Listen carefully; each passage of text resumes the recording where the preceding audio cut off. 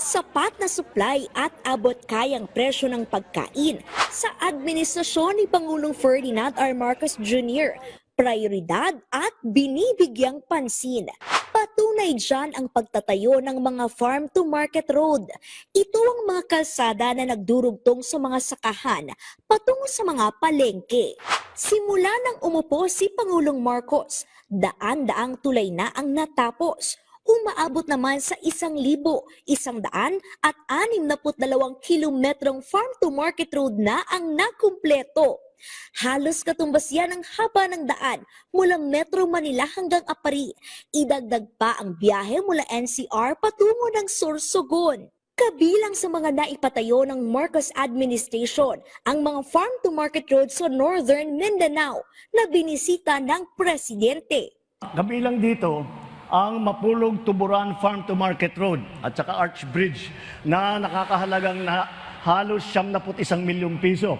Isang proyektong magpapabilis ng transportasyon at magbibigay ng mas malaking kita sa ating mga magsasaka. Sa buong rehiyon, nakapagtayo na tayo ng halos 70 kilometrong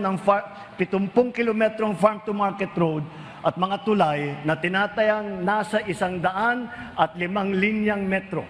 Napakinabangan na rin ito ng halos 16,000 pamilyang Pilipino. Bakit nga ba mahalaga ang mga farm-to-market road? Sa tulong kasi nito, napadadali ang biyahe ng mga produkto. Ibig sabihin, mas sariwang nakararating ang mga pagkain sa mga consumer. Pinabababa rin nito ang gasto sa transportasyon na makababawas sa presyo ng mga produkto. If we can reduce the travel time, it will definitely also reduce the fuel consumption.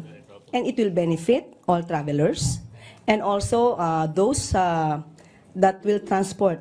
Sa pamamagitan din ng mga kalsada at tulay, umuusbong ang mga oportunidad sa mga komunidad, gaya ng negosyo, trabaho, at mas madaling akses sa mga serbisyo. Tinututukan din ni Pangulong Marcos ang paghahatid ng makinarya at kagamitang padsaka. Higit kumulang 50,000 farm equipment at mga pasilidad na ang natanggap ng mga kooperatiba at asosasyon ng mga magsasaka. Halimbawa dyan ang mga makinang makapagpapatuyo sa palay na ipinamahagi ng Department of Agriculture sa Zamboanga Peninsula. Layo nitong maiwasan ang pagkabulok ng mga palay habang pinagaganda ang kalidad upang maibenta ng mga magsasaka sa disenteng halaga. Focus din ng administrasyon ng pagtatayo ng cold storage facilities, gaya ng ginagawa sa Alcala, Pangasinan. Imbakan ito ng mga pagkain para maitabi ang sobra-sobrang supply at mailabas sa panahon na kinakailangan ng mga consumer. Lahat ng ito ay may isa lamang layunin.